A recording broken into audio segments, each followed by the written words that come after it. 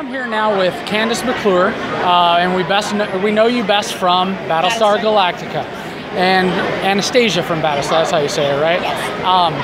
Why don't you tell us a little bit about the character, how you got involved with it, with the project initially, because it was a pretty small project, and then it obviously became much larger. Yeah, it was one of those things I call a backdoor pilot. Like, we're going to shoot a mini-series and hope that it becomes a series. And my audition process it couldn't have been faster or more seemingly kind of inconsequential. I was on my way to Los Angeles, literally. After the audition, I got in the car and drove. I got a last-minute call. My agent said, hey, some money in your pocket, 10 lines, straight to camera, one-page audition. And that's what I did. My audition was straight into the camera. I didn't speak to any, and I didn't even know what I was saying. It was red liner coming alongside. Like, I was directing them to refuel. Okay. Yeah. So initially your character was more of a supporting role, and then moving on later on in the seasons, you became one of the main characters. I mean, your acting was superb during that. Was that due to that? I mean, what happened with you during that time where you started to get more lines, you started to get more airtime? Yeah. What was amazing about that show and the writing and executive branch on that show was they really paid attention to what was going on set. And, they sort of promoted from within, as it were. Yeah.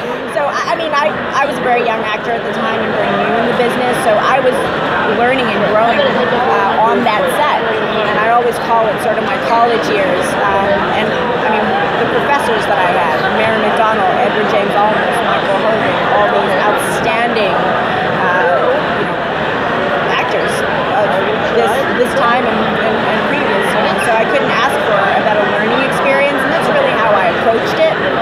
So it was kind of a surprise to me also when the writer sort of came to me and said, look, we're going to give you a chance.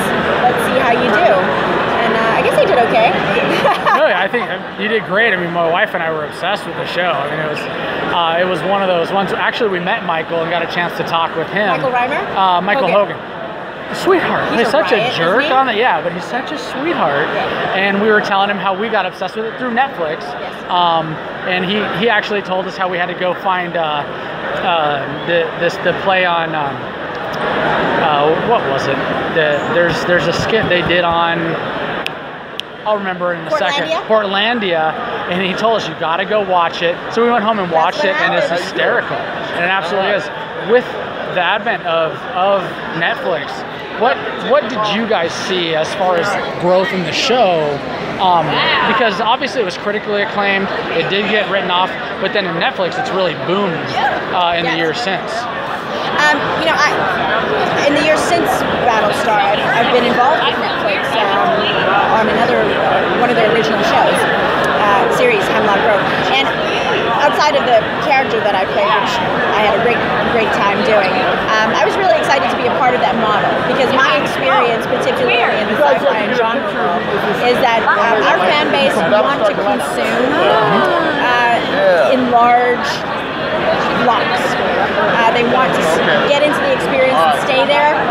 They want to be able to control the time that they watch it. And really, Battlestar was a show designed for that model.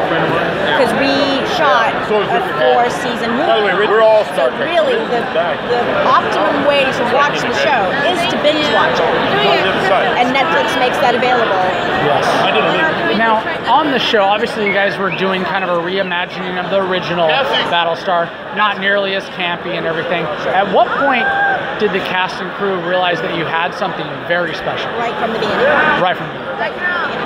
The very first read-through, we're all sitting around the table and we're hearing these voices come to life. We're feeling the energy in the room and how we're all getting along and how everybody sits so squarely in their character. We knew right away that we could trust each other to tell this story and where it would take us. And I mean, me and some of the other cast, Nikki Klein and Tom O'Pennicott, I mean, even Aaron Douglas, we were all really young at the time.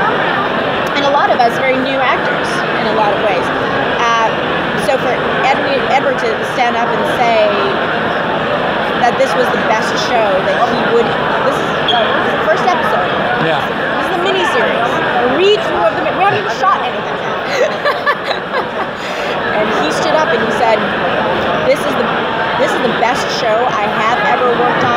will ever work on in my career. And save your energy because we're in it for the long haul. And we were all like, awesome, yeah, cool. with somebody from Edward, like I was telling you before we started recording, when I met him, I was just completely tongue-tied. I've met Mark Hamill and interviewed so many people, but for some reason, Edward, and he's so nice. And he just kept saying, God bless your heart, you know, and was so friendly to me, and I could not speak. Edward has an immense spirit, and I credit him and Mary, and of course Ron Moore, David Icke, and Michael Reimer, our lead director. You know, we're all parts of the puzzle. We all play our different roles, but Eddie and Mary really took upon themselves to be the mother and father of that show, and to champion it from within, and to uplift and encourage us as actors within the process. And we learned, I mean, the lessons that I learned from Eddie, I continue to learn, and I'm blessed to continue to have him in my life. I hope he runs for mayor. he is great. All right, so thank you for your time. What can we see you in next? What can we see from you soon? Well, if you haven't seen Hemlock Grove, first season on Netflix, of course. I play Dr. Chassor, and I have a movie coming up. I believe it'll air in September. You'll see me on the big screen. Okay. Careful What You Wish For. Okay. It'll be me, Dermot Mulrooney, Paul Sorvino, Isabel Lucas, Nick Jonas, Jonas Brothers. He's really great in it, though. Really, it's very impressive. All right. Careful what you wish for. All right. Sounds good. Thank you so much. Thank you, Chad. All right.